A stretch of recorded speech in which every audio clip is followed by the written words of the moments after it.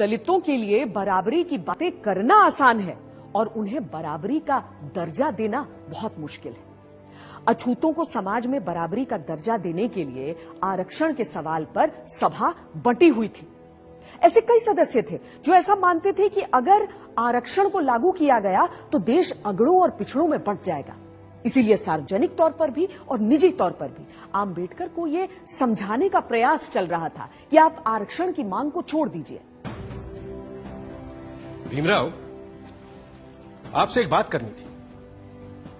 जी बोलिए। आपने तो देखा ही है सभा में कितने लोग सरकारी नौकरियों में आरक्षण का विरोध कर रहे हैं।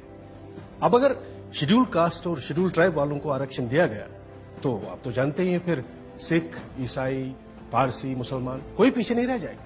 हाँ, मगर सिख, ईसाई, पारसी, मुसलमान या किसी और का मुकाबला अनुसूचित जनजातियों के साथ नहीं हो सकता। ये सारी जातियां पैसे वाली भी हैं और सोशली सिक्योर्ड भी। ठीक बात है, पर अगर एक बार आरक्षण का दरवाजा खुल गया तो देखिएगा सभी लोग अपना हक मांगेंगे और हिंदुओं के लिए सरकारी नौकरियों में जगह नहीं बचेगी, जबकि संख्या में वो सबसे ज्यादा है। आप चाहते क्या हैं? सिर्फ मैं ही नहीं, सरदार पटेल भी यही चाहते हैं कि हो सके तो संविधान में आरक्षण की बात ही हटा दी जाए। मेरे रहते संविधान से आरक्षण नहीं हटने वाला, चाहे आप कितना भी जोर लगा लें मुंशी जी। पर कोई रास्ता तो हो सकता है ना? हाँ, एक रास्ता है। मैं ही हट जाता हूं संविधान की ड्राफ्टिंग कमेटी से। अरे फिर आप लोग जैसा चाहें वैसा संविधान बना लीजिएगा। सुनिए भीमराव सुनिए तो।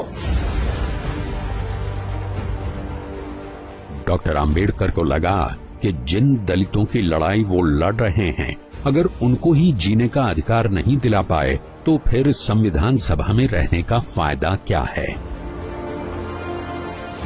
आंबेडकर ने न सिर्फ संविधान बनाने के काम से खुद को अलग कर लिया, बल्कि ये भी इशारा कर दिया कि वो न सिर्फ ड्राफ्टिंग कमेटी बल्कि कानून मंत्री के पद से भी इस्तीफा दे देंगे।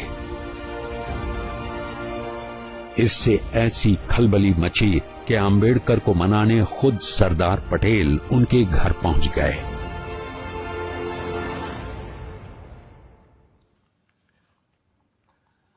मुंशी जी की बातों से आप नाराज हो गए भीमराव? लेकिन वो तो आपकी बात लेकर आए थे मेरे पास, इसीलिए मैंने कहा कि मैं ही ड्राफ्टिंग कमेटी से हट जाता हूं। आप तो जानते हैं कांग्रेस क्या पूरे भारत में दूसरा और कोई है ही नहीं जो हमारे संविधान को आकार दे सके। खुद बापू भी यही कहा करते थे। लेकिन आप उनकी बात मानते कहां हैं पटेल जी?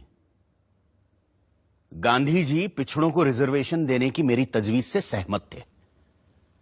पंडित नेहरू ने तो खुद पंडित होते हुए भी यह कहा कि सदियों से हिंदुओं ने निरीह अछूतों और आदिम जातियों को बेबसी, दरिद्रता और अशिक्षा में रखा। फिर अगर हमें उन्हें सबके साथ बराबर लाना है तो हमें उन्हें स्पेशल ट्रीटमेंट देना ही होगा।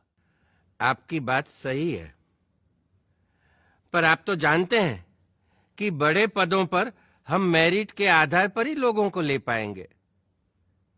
तो फिर क्लर्कों की नौकरी के लिए इतना बड़ा जोखिम उठाना? जोखिम? मुझे तो इसमें कोई खतरा नजर नहीं आता। खतरा यह है कि अगर हमने एक विशेष वर्ग को आरक्षण दे दिया तो बाकी के लोग भी आरक्षण की मांग करेंगे और भारत भर में जातिवाद का यह जहर फैलता जाएगा। जहर तो हमने पिया है सदियों से और फिर भी हम जिंदा हैं। रीढ़ की हड्डी तोड़ डाली आप लोगों ने हमारी, फिर भी हम लोग खड़े हैं। अरे एक बार हमें अपने बराबर आने का मौका तो दीजिए पटेल जी, फिर देखिए कैसे हम आगे निकल जाते हैं। और यह काम बिना आरक्षण के नहीं होगा। अगर फिर भी मेरी बातें आपको जहरीली लग रही हैं तो मैंने अपना इस्तीफा तैयार रखा है, आप खुद लेते जाइएगा। मैं बड़ा जिद्दी आदमी हूं आंबेडकर जी, लेकिन मूर्ख नहीं हूं।